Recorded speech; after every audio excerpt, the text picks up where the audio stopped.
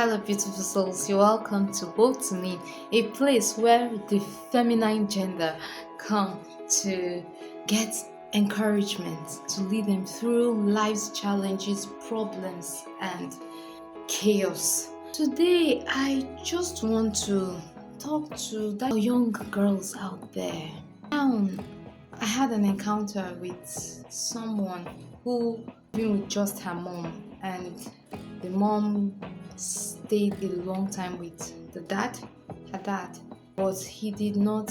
He promised marriage, but at the end of the day, he didn't fulfill that promise, and the woman now has gone a little bit far in her years, and she's so enraged and bitter with men because of the disappointment of one man. As a young girl, growing up in that kind of setting could be very detrimental to your mental health, to your emotional well-being, even to your physical health. And one thing you should know is that it's not your fault. It's not your mom's fault entirely. Although sometimes we make wrong decisions, and those wrong decisions tend to cost us something that we might or might not be able to recover from. But life is such that you prepare for any situation. Anything can be thrown at you in life. But if you approach life with the right mindset, you will be able to overcome. Now, the word of God in Romans chapter 12 verse 2 says we should be transformed by renewal of your mind. When you renew your mind, you're transformed.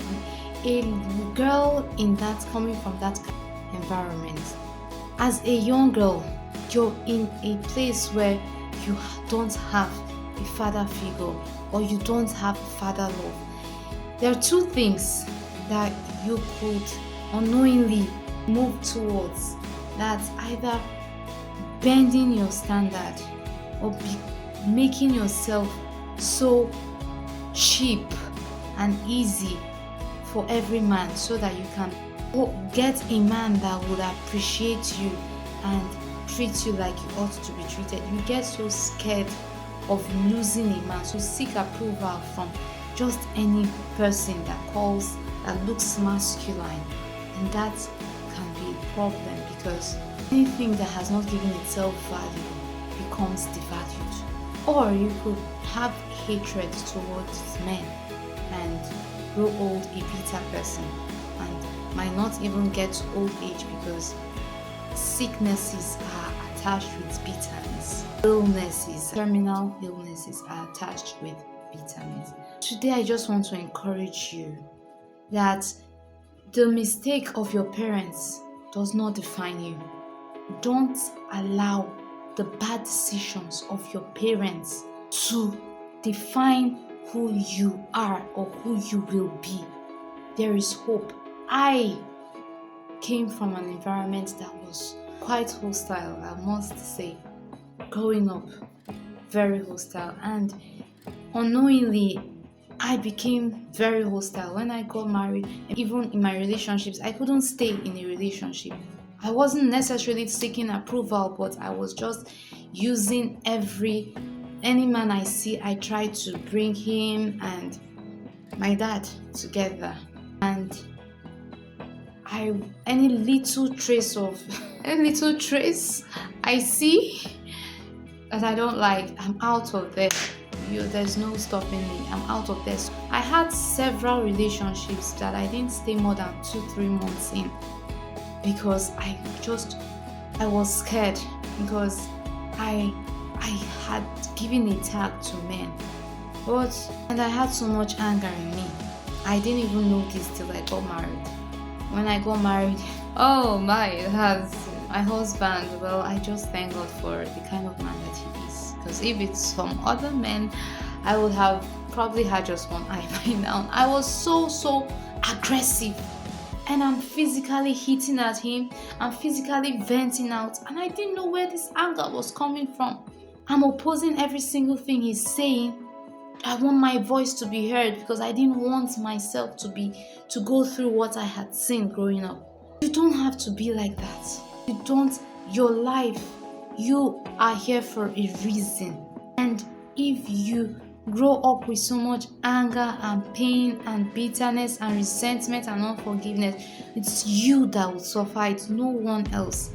If you end up having a terminal sickness and dying off, highest people would cry is 6 months, a year, they're beginning to forget about you. Is anybody worth that? Why would you allow the mistakes of the past to dictate who you are or who you should be? It needs conscious effort, even if you don't have either your mom or your dad to encourage you. Just look